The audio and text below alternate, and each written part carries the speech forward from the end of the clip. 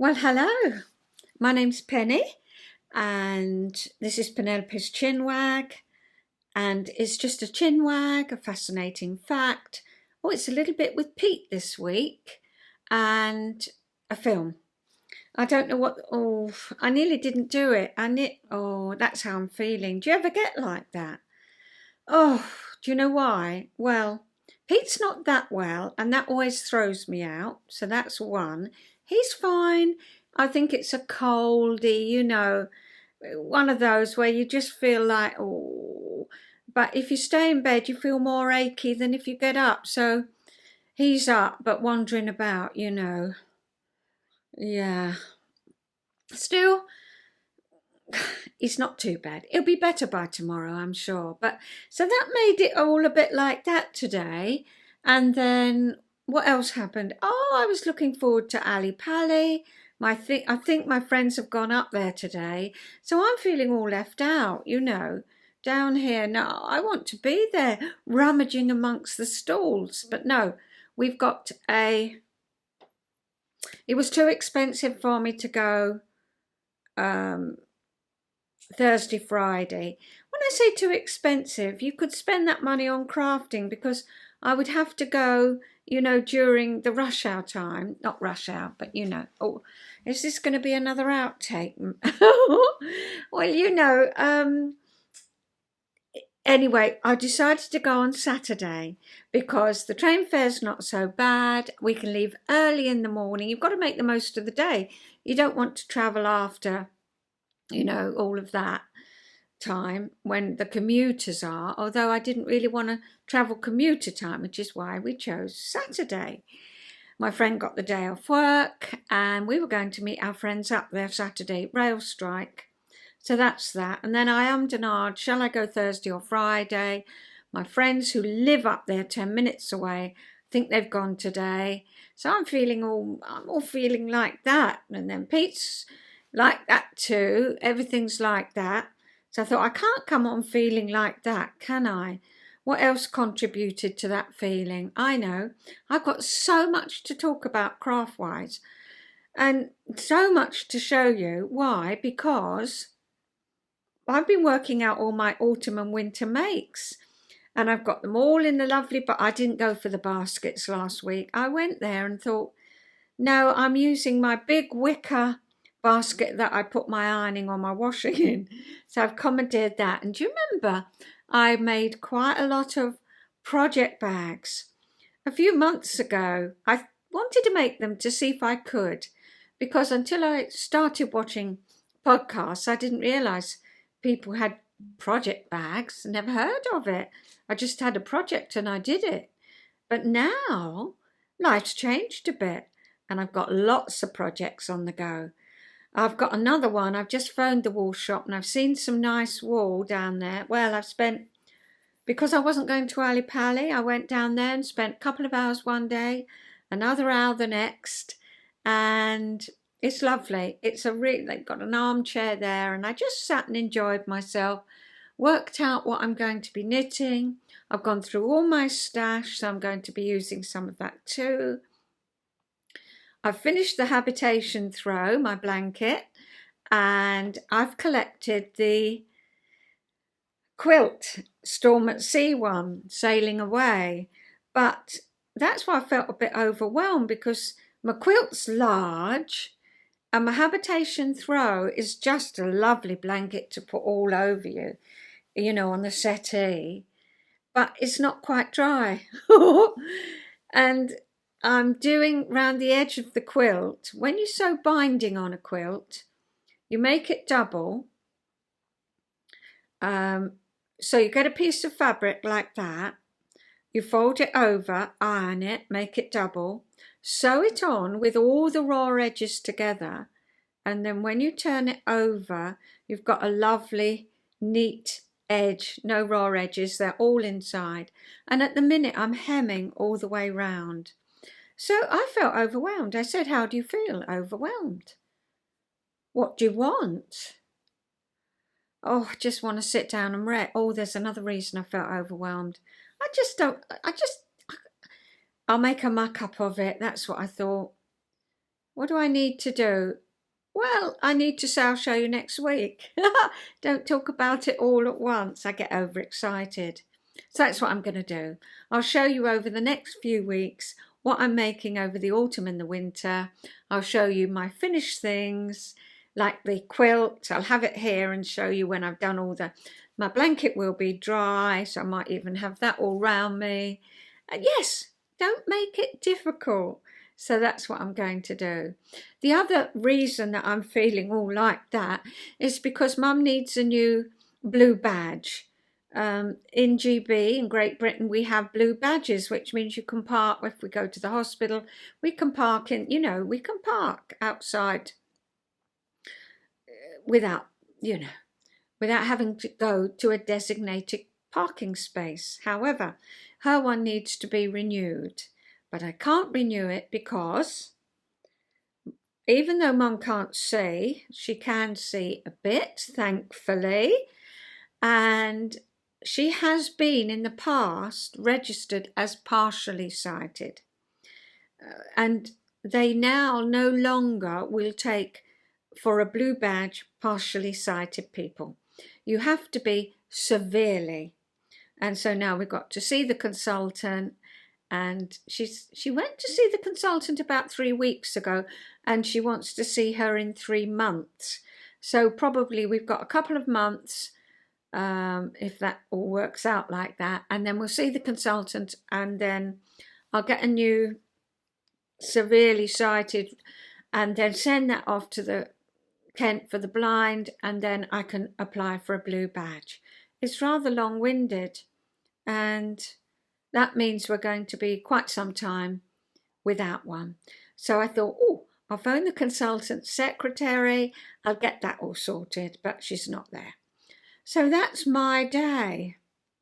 However, the day, as you can see, it's Thursday today, and it's the most glorious day. We had a very windy day yesterday. No rain. I know other people had rain. We haven't had any rain, but it was just quite blowy. But I do feel sorry for, I can't really feel I can even sit here and say it was blowy when I know you guys in Canada and America and Cuba and you've had all those terrible hurricanes, and yeah, my best wishes go to you all. So yes, I think I messaged my Aunt Anne and said, how's my cousin, Carolina, South Carolina, isn't it? And yes, she said it was their wedding anniversary the night of the storm, and they still had a celebration and they were fine. So that was good. So here we are then. Shall I just carry on? I won't get overwhelmed. I expect you can see, look, baby's got a high chair. So I have baby on a Wednesday for the day, and it's the highlight. It really is. He comes round, I'm in my pyjams, and we have a little game, and then I take him in my bed, and he has a little bottle, and he has a good sleep. Well, yesterday he had a good hour's sleep, and I thought, you know what, I'm going to stay in this bed all snuggled up. And we just had a cuddle for an hour. It was lovely. And then, of course, he woke up. And we have games, and he'll play in that bed for quite a long time. So then we had games till lunchtime. And then we've got a new high chair. So he thought that was brilliant, banging away and just enjoying himself. And then his mummy, then we have a game in here. It's a sort of ritual. We start upstairs, have lunch, come down here in the conservatory. He has a game in here. He loves his cot, which is behind the settee there.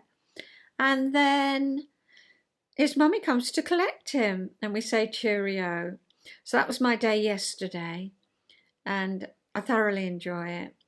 It makes up for all that funny feeling, So where shall we go? Shall I show you the quilt I'm making for new baby? As you know, baby's due in February. My granddaughter's feeling well. She's on holiday at the minute with her husband and little one, due back quite soon, I think. But anyway, this quilt is, as you know, for my daughter. I say as you know, but do you know? Are you a new viewer? If you are, you're most welcome. I've put the 3 rows together, and now I'm starting on the 4th row. Oh, I need some. There it is. That's the edge. There. I've got a peep. Yes. There we are.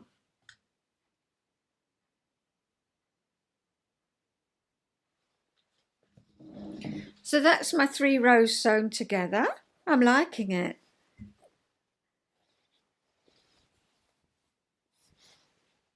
And so I'm starting the 4th row. Right, last week, here's the start of the 4th row. Here it is, my next one done. I'm just going to throw it on the floor. That's how I feel. Right, last week I said I'd show you my socks. Oh, now I got this from Caz of Wee SewnSew, and honestly, I just wish you could feel this. The wool. It's upstairs. I'm going to write it on the screen what it is. And I noticed that she hasn't got anything in her shop at the moment, which is probably a good thing, or I would have bought some more. But it is the most beautiful feeling of wool. Oh, it's gorgeous. And these are the socks I knitted.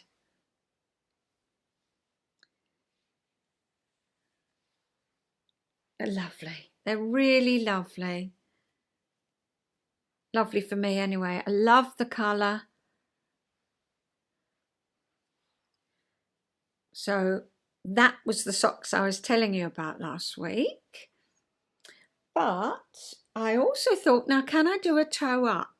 Do you remember? I always do cuff down, which means you work down there, do the heel, as they call it. If you're not a crafter, they call it a heel, flap and gusset, and then you do a toe.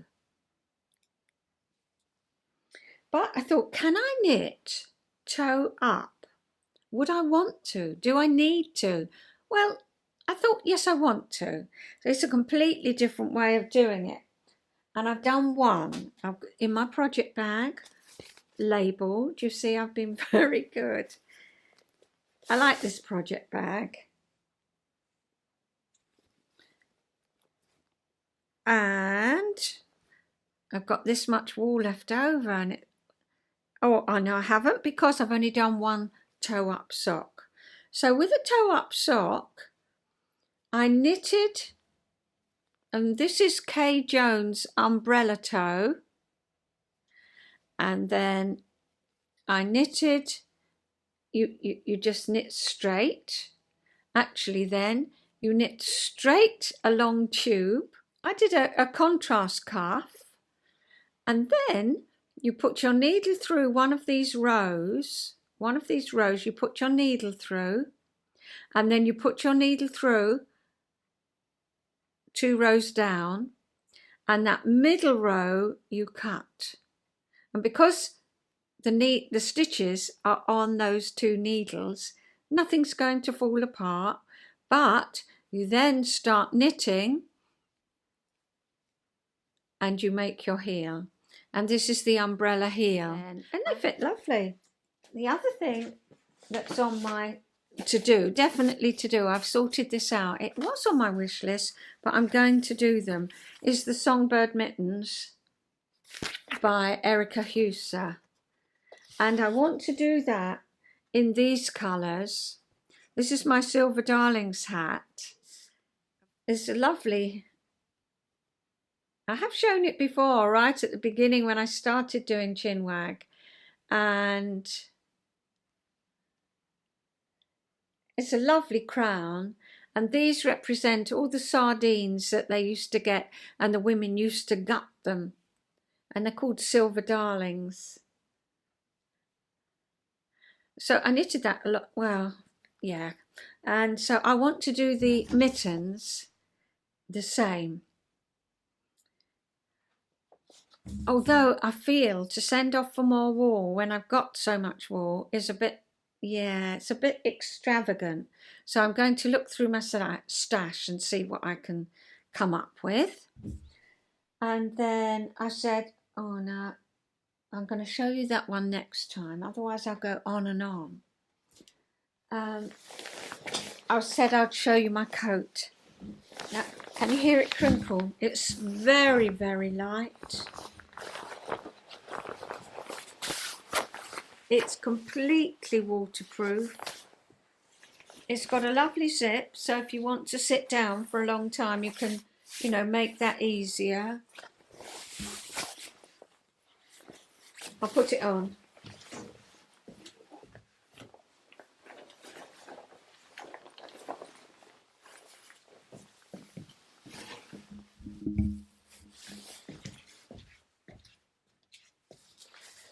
There we are. Just that little dip at the back. But it's so light, but so warm. And then I love the hat. It doesn't come too far over so you can't see out. It's really nice. In fact, I went out in it the other day.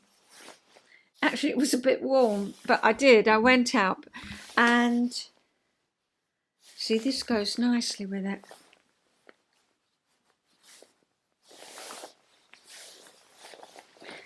If I get the mittens, well, I'll see. I'll show you the wool when I've worked it out. And I went out for a walk, well, with Pete. And you know what? We were walking along, just our usual walk round. Oh, that was the other thing that made me feel like this. We wanted to go to Stobmarsh, and the day we chose, which was last Friday, it chucked it down all day, chucked it. Anyway, we went for a walk, you know, just round as we do. And there must have been, and I only had my phone with me, so that wasn't so good, but there must have been about 200 swallows.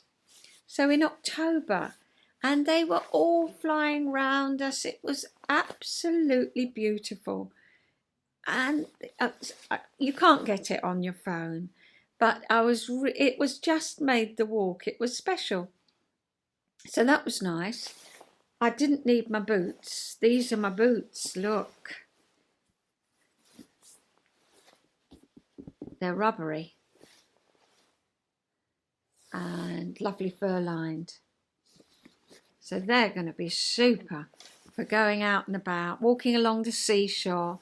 Not too, I can wear my long socks with those, but yeah, just ideal for walking along the seashore on all the, you know, good grip. I'm really pleased with them. Really pleased. So yes, I said I'd show you that. So all the rest can wait till next time. So should we do the fascinating fact? And then I'll see you after that. The Hawaiian bobtail squid buries itself in sand during the day. At night, light from the moon and stars would normally make the silhouette of the creature stand out to predators below. The bobtail squid, however, emits a glow from its underside that mimics night light. The result is no silhouette, no shadow. Its light organ houses bioluminescent bacteria that produce just the right glow to camouflage their host.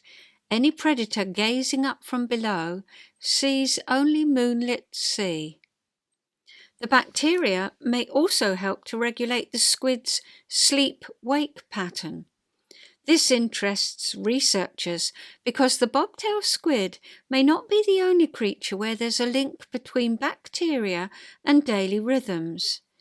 In mammals, for example, bacteria that play a role in digestion may also be associated with circadian rhythms. Disturbances of these rhythms have been linked to depression, diabetes, obesity, and sleep disorders. Hence, the study of the squid's bacteria host system may give insights into human health. So when you look at that darling bobtail squid, you know, you think to yourself, oh, I'm feeling like that today, but it's just so lovely. I'd love to see one in real life. Hawaiian bobtail squid. Oh. Have you got that funny feeling that you're being spied on? Oh, shall we move them? No. Just leave them. Just leave them. Look at that, especially that one. Oh, he's asleep. He must have woken up. Yeah, he's... Oh, darling Tilly. Come What's on, that? let me get darling Tilly. Oh, I wondered what it was digging me in the back. Yeah. Don't give it to me. Well, she's going to listen. She'll be down here. Oh, jolly good. So, what are we going to talk about today then? Let's talk about the time after I'd gone through a bit of... don't know how to put it. Okay, so you went to the Trocadero, which we have talked about, which was a super hotel. And no, it wasn't a super hotel. Oh, no, it was a restaurant. That's right, which we did in episode, and I'll put it here. Yeah. And then you moved on to the Hyde Park Hotel. Yeah. But your personal life, at the same time as working in the Hyde Park Hotel, it was a terrific time in your life because whilst you were at the Trocadero and those sorts of years, you were up in London, you had all the clubs, which aren't like now. All the music was coming over from America. Yeah. And then what happened was that scene changed and the papers got hold of it. Oh, yeah, built it all up and everything then went to pot. But also in your private life a bit, you went to pot. Yeah. Because you'd worked hard, you'd been out all night, you'd met the most terrific people, you really enjoyed yourself. Yeah, but then I had to go back to work. Yeah, and you were working in the Hyde Park Hotel. And I didn't get on with the sous chef at all. You didn't get on with him, and let's put it nicely, you were asked to leave. You thought to yourself, I've got to change things, which was jolly good. It was. Jolly good. And Mum helped. Right, because what did she say? Well, because I was on the dole. Well, I used to give her half my dole money. She said, if you don't get a job, you can leave. Okay, did you believe her? Not really, but I knew she was, she was worried and... Yes. She put me bags out once, didn't she? And I picked them up and went in the back door, so... She packed it for me. Okay. But no, we got on really well. I went and got myself a job. But it was in a nut factory. They only made nuts, nuts and bolts. Nuts and bolts? I know, but they only made the nuts. They didn't make the bolts? No. And they started me off on a machine that what they call blanks, came down the machine, and then it was drilled out with a thread, so that went on the bolt. Right. And I had to make sure that they all went down. And after about 2 days, I was climbing the wall. Well, you've been used to creating and cooking, and how did you do it? Well, I didn't. And they said, I don't know, you can go and help the man in the stores. Okay. So I went and helped the man in the stores. And I think I did a story on him, so I won't talk too much about that. But he was a nice enough man. Yeah. But anyway, so then Mum, funny enough, was doing a bit of charring, okay, bit of cleaning. Bit of cleaning for an old gentleman up the road from where we lived. Oh, that was nice. And he happened to own a chalk quarry. Right. And my mum was saying, oh, Peter's fed up with this and that. He said, oh, I can give him a job at a quarry if you like. A quarry? Yeah. Did you know where it was? Were you... Well, I didn't even know it existed. No. I didn't know they had chalk quarries near Potter's Bar. But it wasn't far from where we lived. Okay. In fact, I used to walk to work. Brilliant. At the beginning. Pure brilliant. Yeah, but it was across the fields. Right. I started off in this chalk quarry. And funnily enough, I quite enjoyed it. Okay. I mean, it was a horrible job at the beginning because I had to sort out all the different flints and stuff, and they got sore hands, and it was pretty awful. But this other chap came and took over what I was doing, and then I went up top. Up top? What's that at the top of the kilns. There's 3 kilns, and you put the chalk and coal together, and as it goes down, it turns the chalk into quicklime. quicklime, you see. Quicklime's horrible stuff. It eats into you, especially if you sweat. And they didn't have any health and safety in those days. But anyway, I enjoyed it when I got up top. And Ginger, who was in charge, he said to me, "Well, they want to learn to drive a lorry." So I said, "Yeah, that'd be good fun." So he started me off on a 10-foot tipper truck. Not a 10-foot, a 10-ton ticker. A 10-ton tipper truck. Did you have a driving licence? No, you don't need to. It was on. I'd never driven before.